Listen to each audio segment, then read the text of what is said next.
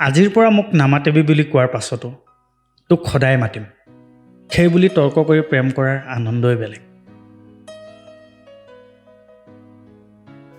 নমস্কাৰ বন্ধুসকল, পুনৰ এটা নতুন কাহিনী লৈ আপোনালোকৰ মাজলৈ আহিলোঁ। তেনেহ'লে বলক পলম নকৰি আজিৰ কাহিনীটো আৰম্ভ কৰোঁ। ৰিয়ান আৰু ডিম্পীয়ে সন্ধ্যা বজাৰৰ পৰা আহি পালে। ঘৰ সোমাই ৰিয়ানে বজাৰৰ বেগটো মজিয়াত থৈ খঙেৰে ভিতৰলৈ সোমাই গ'ল। তাকে দেখি ডিম্পীয়ে ৰিয়ানৰ পিছে পিছে গ'ল।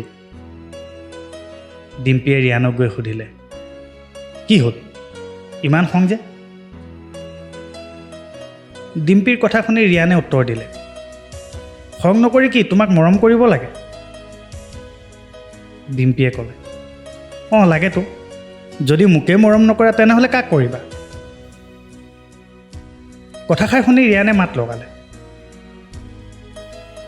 আজিৰ পৰা যদি তোমাক লগত লৈ বজাৰ কৰিব যাওঁ তুমি চাবা। কথাষাৰ শুনাৰ লগে লগে ডিম্পীয়ে উত্তৰ দিলে, মোৰ লগত নগৈনো কাৰ লগত যাবা? ৰিয়ানে খঙেৰে ক'লে, অকলেই যাম, তথাপিও তোমাৰ লগত নাযাওঁ।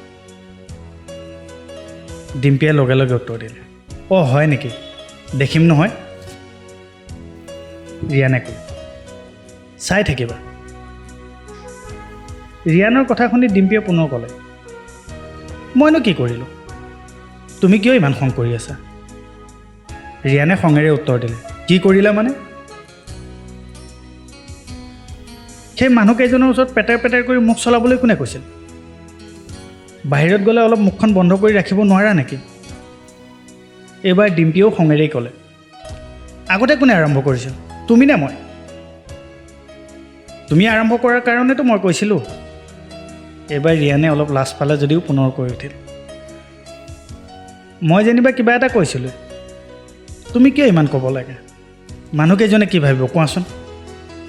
তোমাক চাগে মই মৰমেই নকৰোঁ, একো এটা বস্তু চাগে তোমাক সময়মতে আনি দি পোৱাই নাই। কথাষাৰ শুনি ডিম্পীয়ে ক'লে, নিজে কোৱা কথাবোৰ এবাৰ ভাবি চাইছানে? অকল ভুল মোৰেই নেকি? তুমিওতো কৈছা, তুমি কোৱাৰ কাৰণেহে মই কৈছিলোঁ। ৰিয়ানে এবাৰ ডিম্পীৰ কথাত উত্তৰ দি ক'লে, মই আজিৰ কথা কোৱা নাই, আগতেও তুমি বহুবাৰ এনে কৰিছা। তুমি মোৰ বদনাম গাই ভাল পোৱা চাগে ন, যাৰ বাবে মানুহৰ আগত মোক বদনাম কৰি খুব ভাল পোৱা। এইবাৰ ডিম্পীয়ে অলপ ঠাট্টা কৰিয়ে ক'লে, অ' হয় নেকি?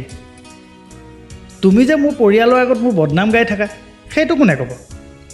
অ' নিজে কৰিলে একো নাই, মই কৰিলে তোমাৰ নাকটো কটা যায়। কথাষাৰ শুনি ৰিয়ানে বিৰক্তিয়ে ক'লে, হেই তোমাৰ লগত কোনে মুখ চপতি কৰি থাকিব? তোমাৰ লগত মুখ চপতি কৰি কোনোবা আজিলৈকে জিকিব পাৰিছোঁ জানো? চাওঁ আঁতৰি যোৱা, তোমাৰ লগত মুখ চপতি মৰাতকৈ তিনিআলি ফালে ওলাই যোৱাই ভাল। ৰিয়ানে তেনেকৈ কোৱা দেখি ডিম্পীয়ে কৈ উঠিল, অ' এতিয়া লাজ পাইছা, নিজৰ কথা ক'লোঁ যে, যোৱা যোৱা, যলৈ যাব আছে যোৱা, দেখিম নহয় কোনে খুৱাব। ৰিয়ানে খঙেৰে ক'লে, কোনো যদি খাবলৈ নিদিয়ে নোখোৱাকৈ থাকিম, তথাপিও তোমাক খাবলৈ নিবিচাৰোঁ। এইবাৰ ডিম্পীয়ে আকৌ ঠাট্টাৰ সুৰত ক'লে, ঠিক আছে যোৱা, লাজ পালা যে এতিয়া ঘৰত ক'ত থাকিবা? ৰিয়ানে এবাৰ খঙেৰে চকীখনত বহি ক'লে, কোনে লাজ পালে হা? আচলতে তোমাৰ লগত কথা পতাটো মোৰ ভুল হৈছিল। যদি তোমাৰ লগত কথাই নাপাতোঁ তুমি কথা কাক শুনাবা? আৰু ক'তো ওলায়ো নাযাওঁ, তুমি বনোৱা ভাতো নাখাওঁ।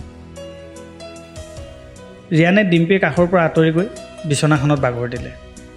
ডিম্পীও পাকঘৰত সোমাল। কিছু সময়ৰ পাছত ডিম্পীয়ে আহি ৰিয়ানক মাত লগালে, শুনাচোন কথা এটা কওঁ। ৰিয়ানে এবাৰ অলপ অভিমানেৰে ক'লে, একো শুনিবলৈ নাই। ডিম্পীয়ে বিচনাখনত বহি ৰিয়ানক মৰমেৰে ক'লে, বেছি কৰা, আজি কি বনাম কোৱা না? ৰিয়ানে অভিমান ভৰা মাতেৰে ক'লে, একো বনাব নালাগে, নাখাওঁ একো। ডিম্পীয়ে পুনৰ ক'লে, বেছি কৰি নাথাকিবা না। কথাষাৰ শুনি ৰিয়ানে ক'লে, অ' মই বেছি কৰোঁ, সেইবাবে মোক মাতিবলৈ আহিছা ন? এইবাৰ ডিম্পীয়ে ক'লে, কিয় নেমাতিম, ঘৰখনত প্ৰাণী বুলিবলৈ আমি দুটাই থাকোঁ, যদি তোমাকে নামাতোঁ কাক মাতিম?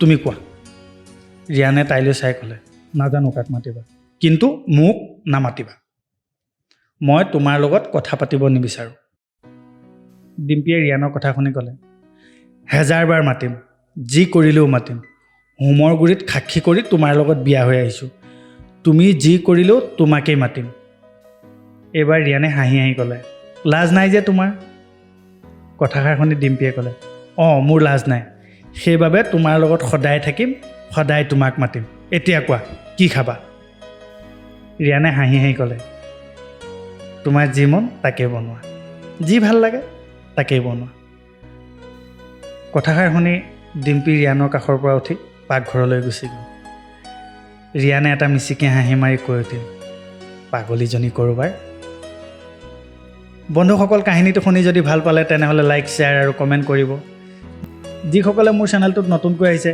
সেইসকলে মোৰ চেনেলটো ছাবস্ক্ৰাইব কৰি দিব আৰু বেল আইকনটো দবাই দিব যাতে মোৰ সকলো ভিডিঅ' আপোনালোকে আগতীয়াকৈ পাই থাকে বন্ধুসকল আপোনালোকৰ হাততো যদি এনে কিছু কাহিনী আছে তেনেহ'লে মোলৈ পঠাব পাৰে মোৰ ইমেইল আইডি আৰু হোৱাটছআপ নাম্বাৰ দিয়া আছে আপোনালোকে তাতেই পঠাব পাৰে মই চেষ্টা কৰিম আপোনালোকৰ কাহিনীসমূহ পাঠ কৰিবলৈ